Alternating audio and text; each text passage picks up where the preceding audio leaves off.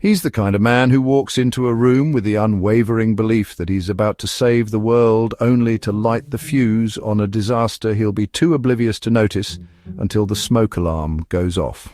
Immaculately dressed and armed with a clipboard, he's the sort who speaks in motivational slogans, pitches half-thought-out community schemes, and sees every minor incident as a stepping stone to global reform. A master of miscommunication and chaos, he delivers catastrophic leadership with the kind of earnest smile usually reserved for cult leaders and door-to-door evangelists.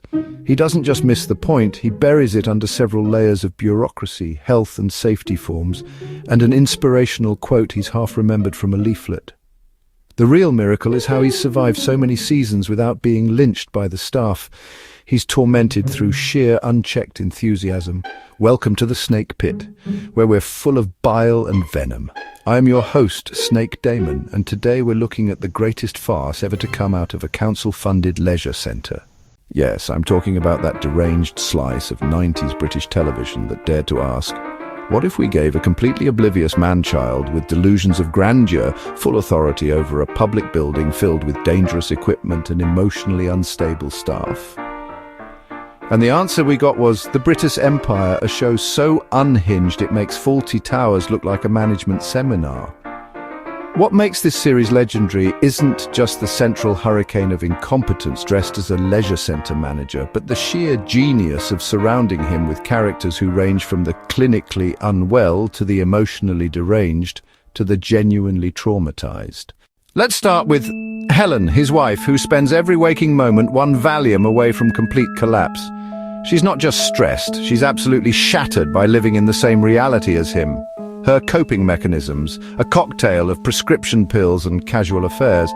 And honestly, who can blame her? Her husband is the human embodiment of a motivational poster set on fire. Then there's Carol, oh glorious, deranged Carol. Receptionist by title, tragic mother by circumstance. She literally keeps her children in the filing cabinets. She's ironing at her desk, bursting into tears, and answering phones in the same breath, and somehow it works. There's a raw, manic energy to her performance that's nothing short of brilliant. Harriet Thorpe doesn't just play Carol, she weaponizes her. Meanwhile, you've got Colin, the human biohazard. He looks like someone made a bet to see how many infections and boils they could stuff into a single man. He's technically a deputy manager, which says everything you need to know about the hiring standards of Whitbury Newtown Leisure Centre. He's the kind of guy who would offer to help and somehow spread tetanus. And then there's Julie, possibly the most relatable character in the entire show. She's a secretary who does nothing, openly despises her boss, and has turned passive aggression into an art form. Her work ethic is non-existent, but her survival instinct is top tier. She exists purely to mock, scoff, and survive. Frankly, she's a hero. Let's not forget Gavin and Tim, the token gay couple that somehow always look like they've just finished arguing about the bins. Gavin wants to climb the ladder. Tim wants to burn it down and hang Gordon with it. The only thing keeping their relationship going is probably shared trauma. But they work, because in a show this bonkers, you need someone to snap every now and then just to remind you that the line between comedy and breakdown is thin and fading. Now, you want absurd plots? You want full-blown, padded room madness? This show delivers. A religious broadcast taken down by a rogue emu? Check. An entire water tank crashing through 4 floors because someone's been digging living space for children behind the desk? Double check. The entire leisure centre overrun by rats while our so-called manager is calling in instructions from Brussels? Why not? This is a show where reality is on life support and the writers are gleefully yanking the plug, but that's the charm. That's what makes the Brittas Empire special. Every episode walks the tightrope between surreal comedy and absolute disaster and somehow manages to never lose its balance. The centre itself should be condemned, the staff should be in therapy, and yet we keep watching, we love them for it. It's worth mentioning that Chris Barrie deserves every ounce of credit he's ever received.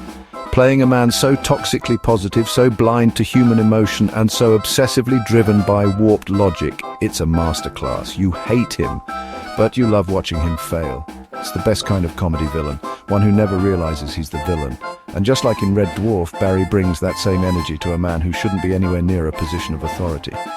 But unlike Rimmer, who's aware of his inferiority and lashes out, this man floats through catastrophe with the unearned confidence of a TED Talk speaker on crack. The Brittas Empire is a beautiful, broken machine, a sitcom soaked in chaos, powered by a main character so catastrophically unaware of the damage he causes that he loops back around to being oddly inspirational. It's the kind of show that shouldn't work, and in any sane world wouldn't, but it does because it fully commits to the madness. Every episode is a masterclass in turning a molehill into an apocalypse, and it reminds us that sometimes the only thing holding society together is pure dumb luck and a receptionist ironing her blouse on the front desk. So if you like your comedy laced with tragedy, your authority figures wildly incompetent, and your leisure centers prone to accidental explosions, then this show isn't just worth your time, it's essential viewing.